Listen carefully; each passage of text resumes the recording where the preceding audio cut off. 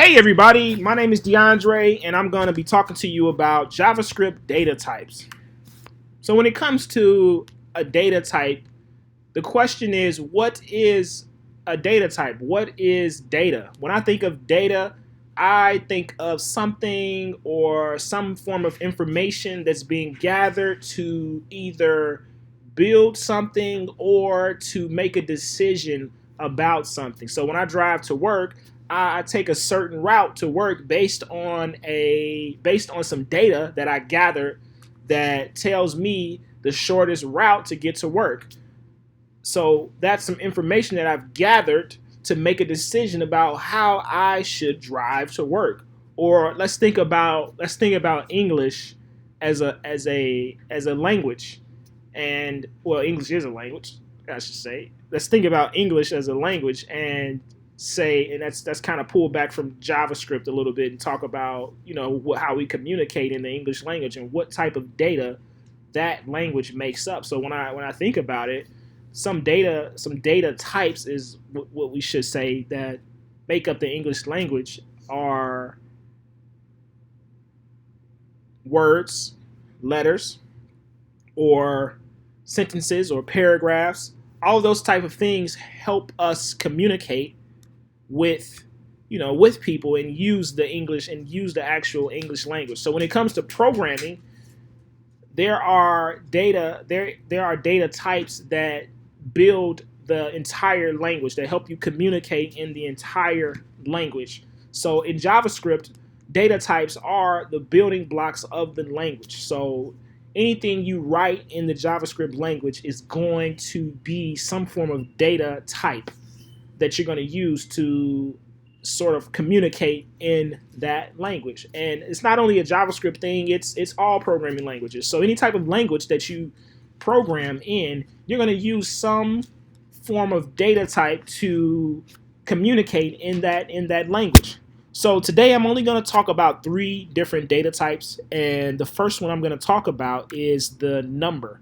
So a number is a data type, and basically a number is what it is in math. It's a positive or negative integer that includes decimals. So a 1, if you want to manipulate those numbers, 1 minus 1, you can go 2 times. You can do 2 times 3 and sort of use numbers to get whatever result you're trying to get. So I'm going to hop over in the terminal a little bit, it's called the JavaScript console, and I'm going to do some examples of how we can use numbers in JavaScript. So if I just type any number inside of the JavaScript console, it's just going to return that number back to me.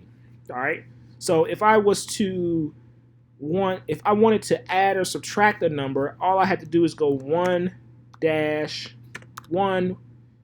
and it's going to return 0 because 1 minus 1 equals 0. And one thing to remember is to use a semicolon at the end of a JavaScript statement. Every time you write a JavaScript statement, it sort of closes the statement and ends the statement in that way. So 1 minus 1 equals 0.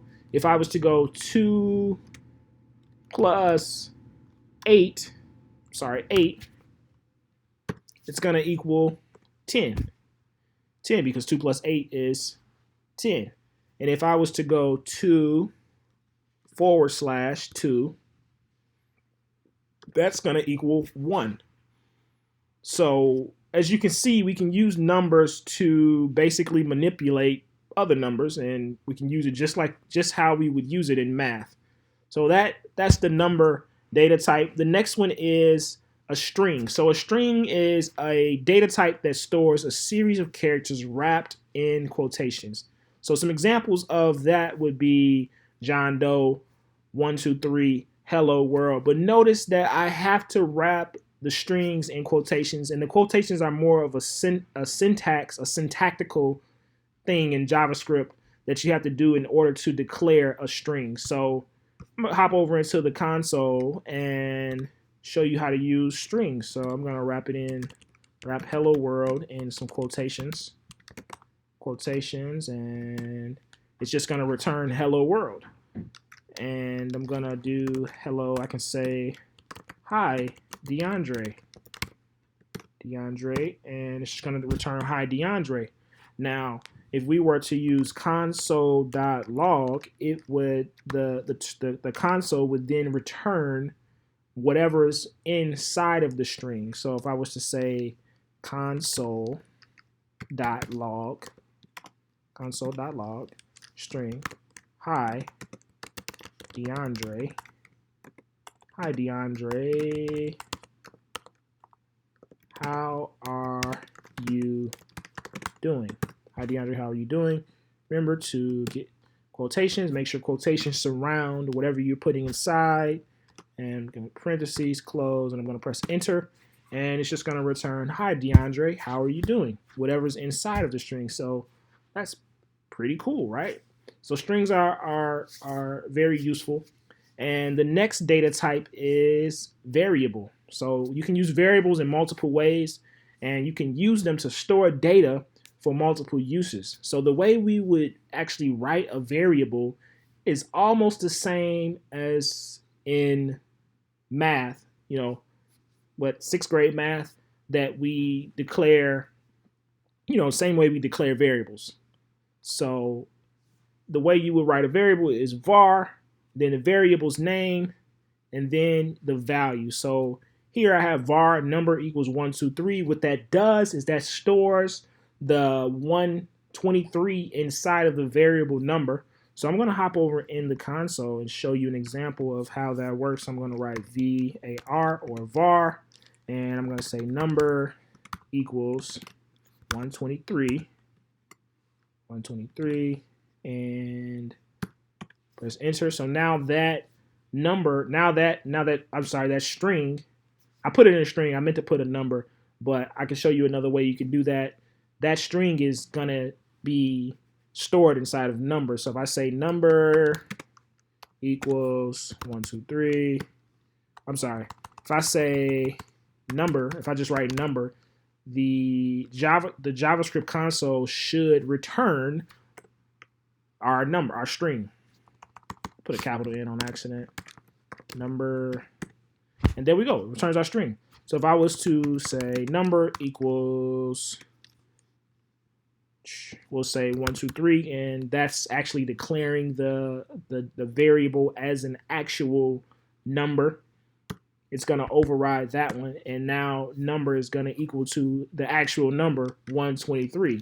And then if I type in number, I don't know why it keeps auto-correcting number, and as you can see, it returns 123, and we can do some manipulation here. I'm gonna say number 1 equals, we'll say 125, and press enter, and we're gonna say number plus number plus number 1, enter, and it gives us 248. So as you can see, those numbers were stored inside of the variable, and I used the variables for a later use to actually manipulate the data that was stored inside of the variable. And a variable is not just limited to numbers. You can also store strings inside of a string inside of a variable as well. And it goes something like this. So I can say string equals hi, and I'm going to use a semicolon to close it. Then I'm going to say string 1 equals DeAndre. Remember, you always wrap a string in quotations. DeAndre, I'm spelling my own name wrong. And press enter, and then I'm going to say string plus string 1,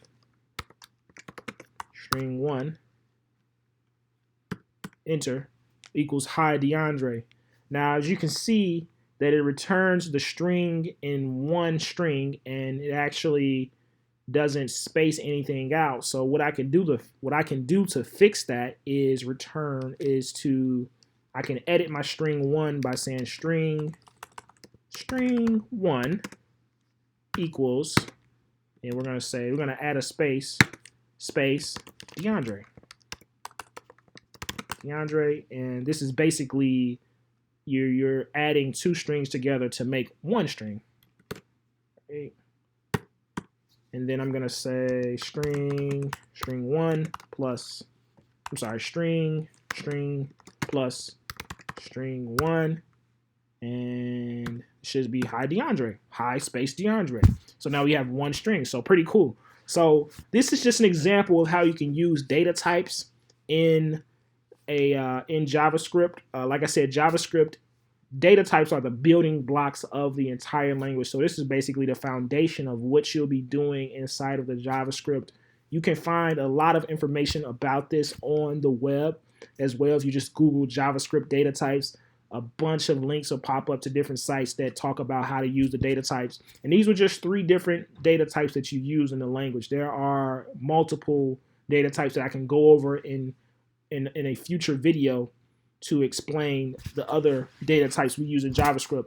But that was the video. If you have any questions, please email me at deandre.boston@gmail.com, and I will be happy to answer any questions or to explain something further to you. Thank you, and have a good day.